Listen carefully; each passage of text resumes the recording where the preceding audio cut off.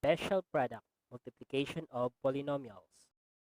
Ang next example natin, number 7 and 8, ay tinatawag nating cube o binomial. So, bakit cube o binomial? Kasi ang exponent niya ay 3. So, to the third power siya, kaya cube. So, lagay ko dito. So, cube o binomial. Okay, so, we are talking about cube of binomial. Okay, so paano natin gagawin to? So una, pag sinabi natin cube o binomial or kapag may exponent tayo dito, ibig sabihin nito ay equal siya kay x plus 3i times x plus 3i times x plus 3i. So 1, 2, 3. Exponent of 3. So yung base ay minultiply sa kanyang sarili ng 3 beses. So, 1, 2, 3. Ayan.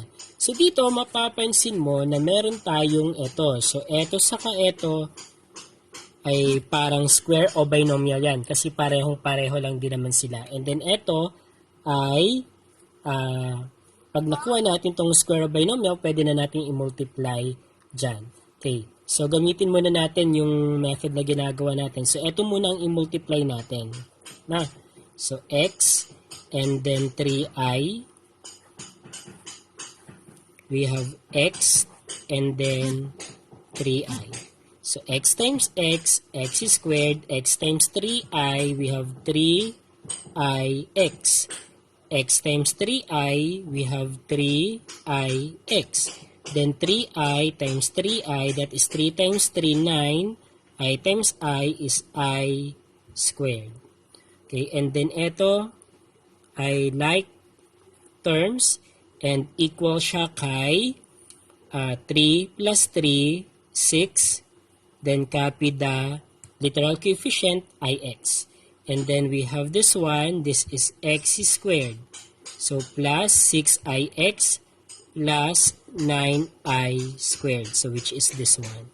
So ito ang product ng ating first two binomial. So eto pa. So ilagay natin to dito. So kabit natin x plus 3i. Okay. So pwede natin gamitin yung gaya pa rin ito. So ang mangyayari dyan, so ngayon naman ay binomial times trinomial tayo. So dito, so pwedeng x. So, ito ay sa next page ko na gagawin na. So, we have x squared, 6ix positive, and then positive 9i squared. Ayan. And then yung binomial naman natin, we have x, and then we have 3i. Then multiply ito, we will have the x cube. Kasi 2, exponent nito ay 1, so 2 plus 1, 3. So x cube. Ito naman, multiply ito, we have 6i x squared. Kasi x times x squared. Next, x times 9i squared, we have 9i squared, and then x. Okay, ito naman ay i-multiply. So, we have 3i x squared. Then, ito naman, i-multiply. So, ito saka ito. 3 times 6, 18. I times I squared. And then, walang x, may x. So, 1x or x raised to the first power. Next, 3 times 9, that is 27, I squared times I, so that is I cubed. Ayan.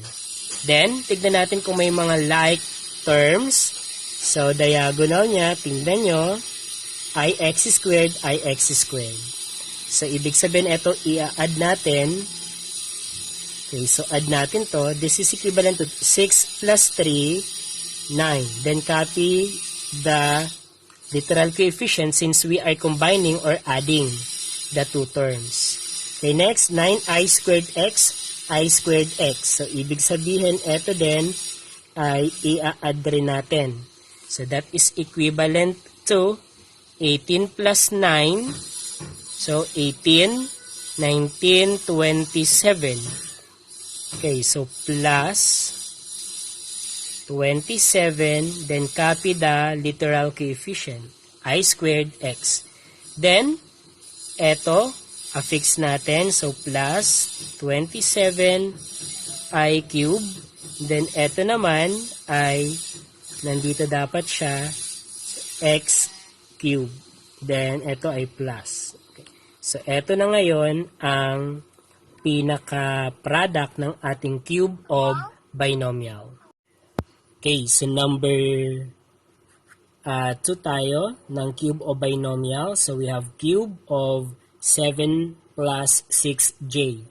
Okay, so eto ay the same kay 7 plus 6j times 7 plus 6j times 7 plus 6j. Okay, so una, eto muna ang kuna natin ng product.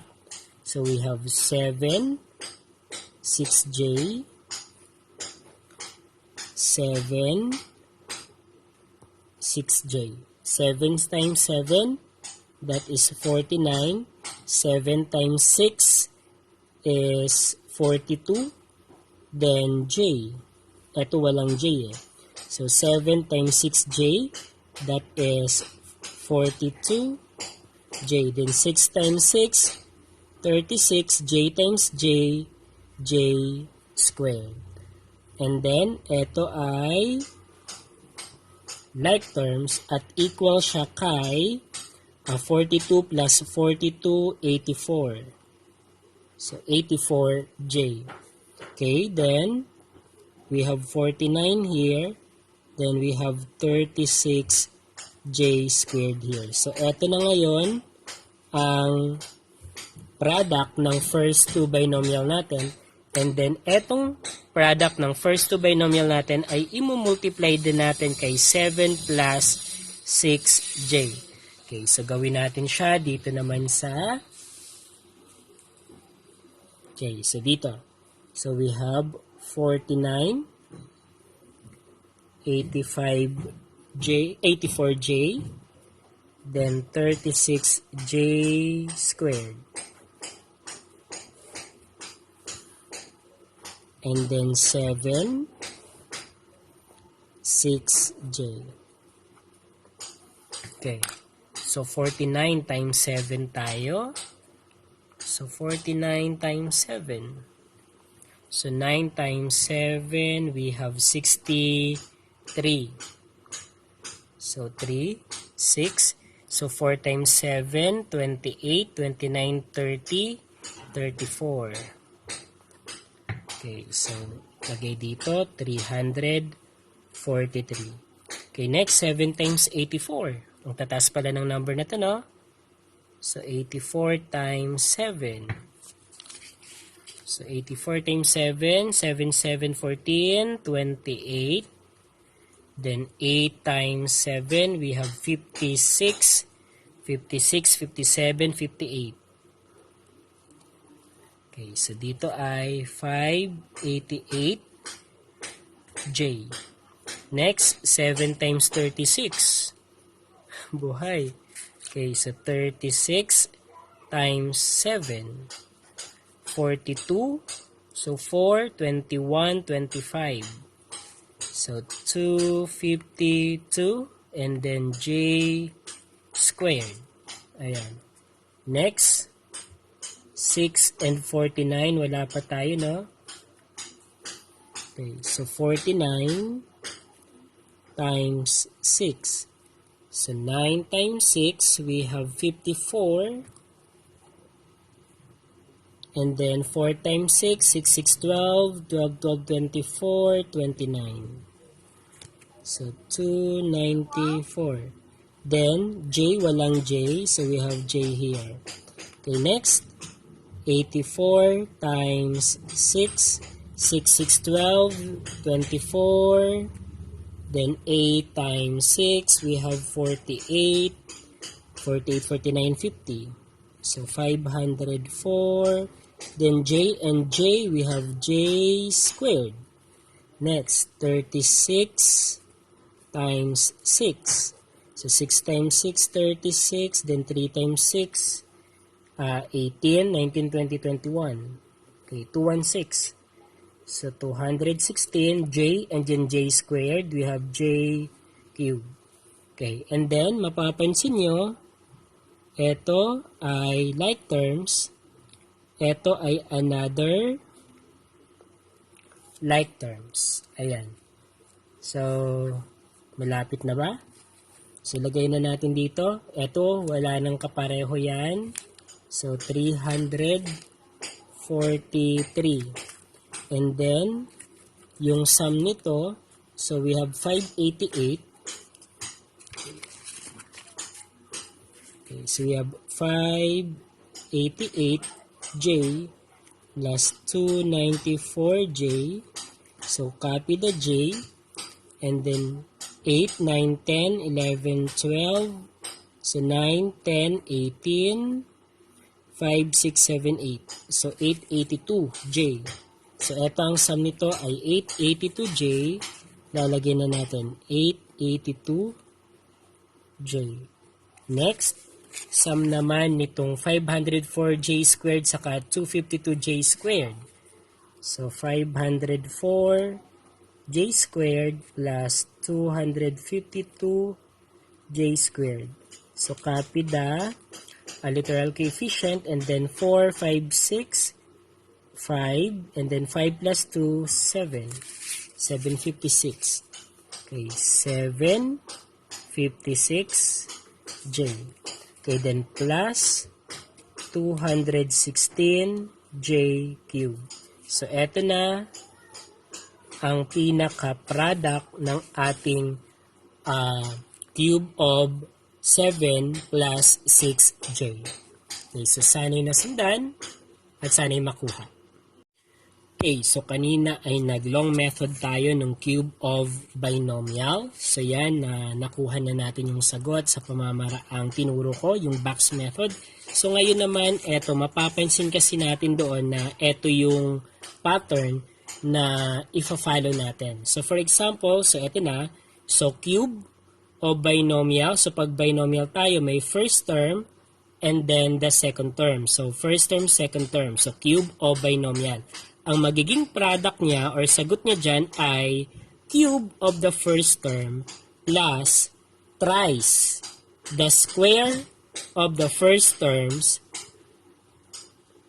and the second term plus thrice the product of the first term and square of the second term plus cube of the second term. So, yan ang pattern na ifa-follow natin. So, kung hindi ninyo magagamay or masasaulo etong part na to, so, still, hindi kayo mangangamba kung marunong tayo ng long method na itinuro ko. So, pwedeng gawin yan, still the same pa rin ang magiging sagot natin. Okay, so, itry natin etong shortcut na to. So, kung ito ang problem natin, x plus 3i, a cube of x plus 3i. So, ito ang first term. Ito ang second term, ito naman yung cube natin. So, cube of the first term, so x cube. Okay, and then, thrice the product of the square of the first term. So, first term ay x, and then second term ay 3i.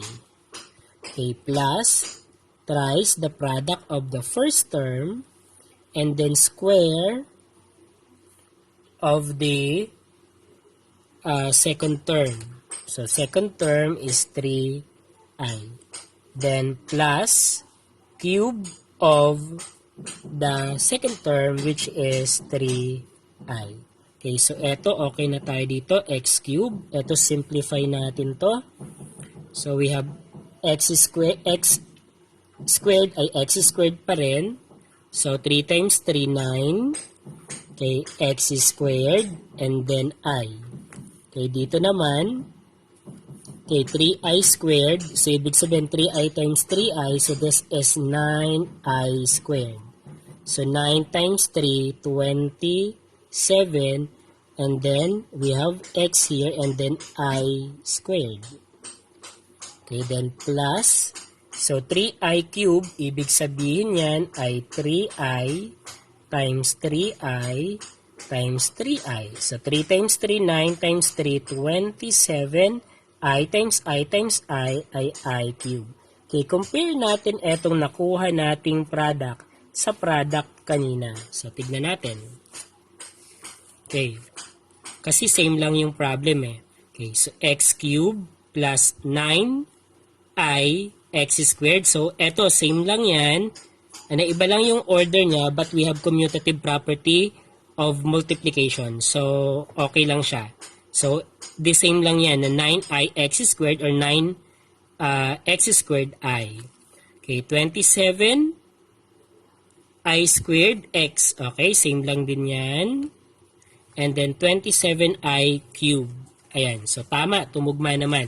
So, kung hindi natin kaya etong long method at kaya nating masaulo yung pattern natin, pwede nating gawin yon para mas mapabilis ang pagkuha natin ng cube of a binomials. Thank you! Okay, so yung last two problem natin, product of a binomial and a trinomial. So commonly, eto depende, magkakaroon ng shortcut kapag nasatisfy natin yung given problem, pero pag hindi naman, pag common product of binomial and the trinomial, gamitin lang natin yung tinuro ko kanina. So binomial times trinomial. So pwede tayong x and then 5y. Okay, and then ito yung sa trinomial naman, x squared. We have negative 5xy and then 25y squared. So, product nito dito, x cube. Product nito, 5x squared y. Ayan. Then, product nitong dalawa, negative 5x times x, x squared, and then y. So, mapapansin mo, x squared y, x squared y. So, ito ay like terms. Okay, next, product naman itong dalawa, negative 5xy, 5y. So, negative 5 times 5, that is negative 25. X, walang x, just copy the x. Y times y, apply loss of exponent, so that is y squared. Okay, next, 25y squared times x, we will have 25xy squared. 5y times 25y squared, so 25 times 5, that is 125. Y times y squared, so we have y cube applying the loss of exponent. So 2 plus 1 is cube. Okay, so eto din makikita natin na eto ay like term. So xy squared, xy squared. Okay, so para masulat na natin ang final product. Okay, so eto x cube. Okay, eto i-add natin. Pero tignan nyo, pag in-add natin, so x squared y, pareho ang literal coefficient, pero ang numerical coefficient, 5 plus negative 5. So, 5 plus negative 5, unlike sign subtract, so 5 minus 5 is 0. So, ibig sabihin, ito maka-cancel out because that is equal to 0. Okay, tignan nyo rin ito. xy squared, negative 25, 25. So, combining or adding, ang isa ay positive, ang isa ay negative, so subtract. 25 minus 25, 0. So, ibig sabihin ito ay equal to 0 din. So, plus 0 plus 0 plus 125y cube. So, ito, tatanggalin na natin yan. So, the final answer is x squared plus 125y cube. Okay, so ito, natsambahan lang natin na merong ganito, kaya na-cancel-cancel, naging equal to 0. Pero ang ibang mga binomial and trinomial, pag minultiply natin, kapag hindi like term siya, maisusulat natin siya lahat dito. So, yun, since like terms at pag sinubtract natin ay equal to 0, so kaya nawala sila. Okay?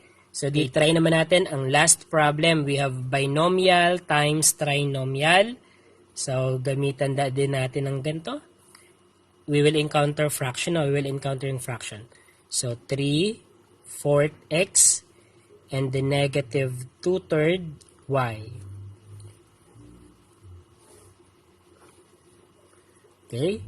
So, 9/16 x squared 1/2 xy and then 4/9 y squared.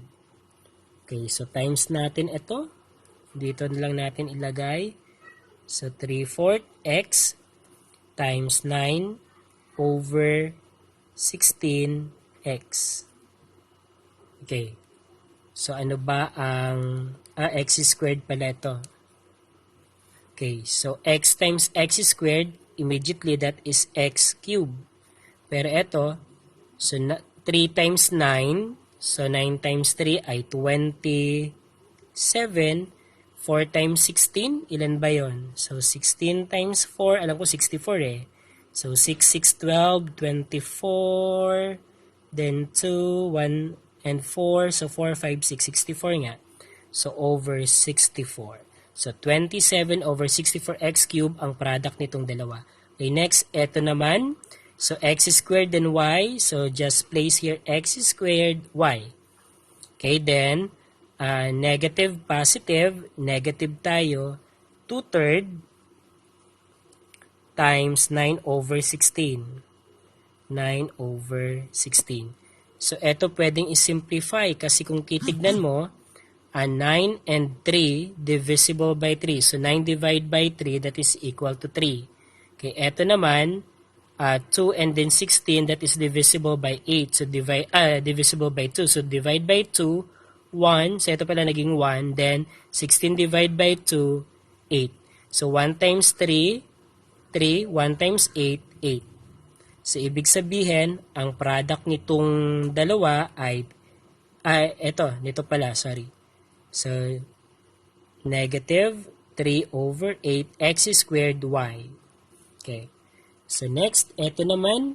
So, 3/4, 1/2, positive pareho, kaya positive. Then, x times x, x squared. Then, walang y, may y. So, just place the y. Kaya, ang i-operate na lang natin ay yung numerical coefficient. So, 3/4 times 1/2. Okay.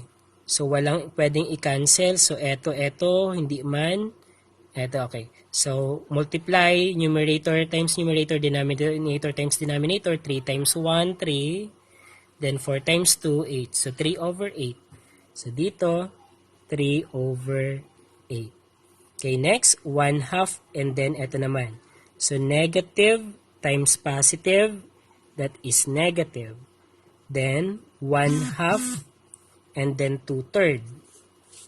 Okay, so 1/2 times 2/3. Okay, so eto mapapansin mo, so 2 divided by 2, so that is equal to 1. So 1 times 1, 1, 1 times 3, 3. So 1/3. So dito ay 1/3. Then, x, walang x, just copy the x, y times y, y squared. Ayan. Next ay dito naman, saka ito. So, 9/4. Okay, so 4/9 times 3/4. So, 3/4. Okay.